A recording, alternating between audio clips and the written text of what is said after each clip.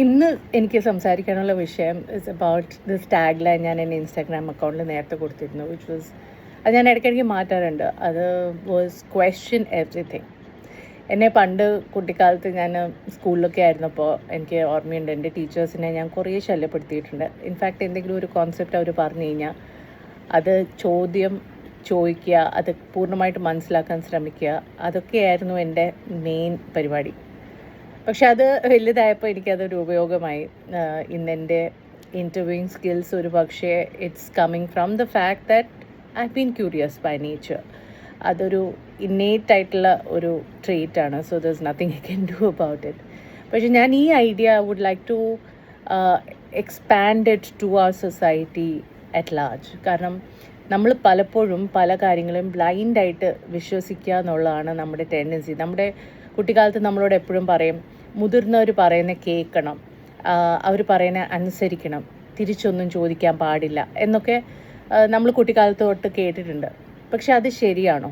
നമ്മളൊരു കാര്യം കേട്ട് കഴിഞ്ഞാൽ അത് ശരിയാണോ തെറ്റാണോ, അതുകൊണ്ട് ഗുണങ്ങൾ എന്ത്, ദോഷം എന്ത്, നമുക്ക് ഗുണമുണ്ടായാലും മറ്റുള്ളവർക്ക് ദോഷമുണ്ടാവുമോ, സമൂഹത്തിന് ദോഷം ഉണ്ടാവുമോ, ഈ ചിന്തകളൊക്കെ നമ്മളുടെ ഉള്ളിൽ വരേണ്ടതല്ലേ? ആ ചോദ്യങ്ങൾ നമ്മൾ ചോദിക്കേണ്ടതല്ലേ നമ്മളോട് തന്നെ?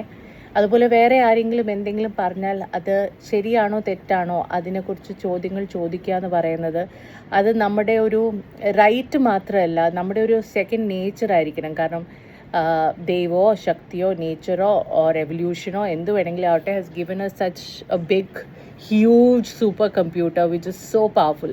അപ്പോൾ ഈ സൂപ്പർ കമ്പ്യൂട്ടർ, നമ്മുടെ തലച്ചോറ്, നമ്മളൊന്ന് യൂസ് ചെയ്യുന്നത് നല്ലതല്ലേ? പ്രത്യേകിച്ച് എനിക്ക് പറയാനുള്ളതെന്ന് വെച്ചാൽ അത് ഈ റിലീജിയൻ ആണെങ്കിലും ഗോഡ്സിനെ കുറിച്ചാണെങ്കിലും പോളിറ്റിക്സ് ആണെങ്കിലും ഇതിലൊക്കെ നമ്മളെ directly sooner or later effect ചെയ്യുന്ന കാര്യങ്ങളാണ്.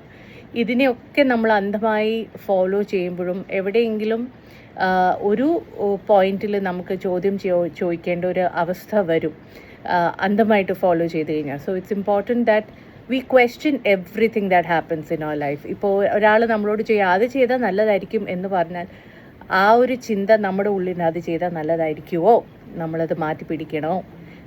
പെൺകുട്ടികളോട് പ്രത്യേകം പറയാനുള്ള പല കാര്യങ്ങളും നമ്മളെ ഒത്തിരി കണ്ടീഷൻ ചെയ്തിട്ടാണ് വളർത്തിയിരിക്കുന്നത്. ഉറക്കെ സംസാരിക്കാൻ പാടില്ല, ചിരിക്കാൻ പാടില്ല, അഡ്ജസ്റ്റ് ചെയ്യണം. എല്ലായിടത്തും ഇത് നമുക്ക് അതുപോലെ തന്നെ നമ്മൾ ഫോളോ ചെയ്ത് കഴിഞ്ഞാൽ നമ്മൾ പെട്ടുപോകും.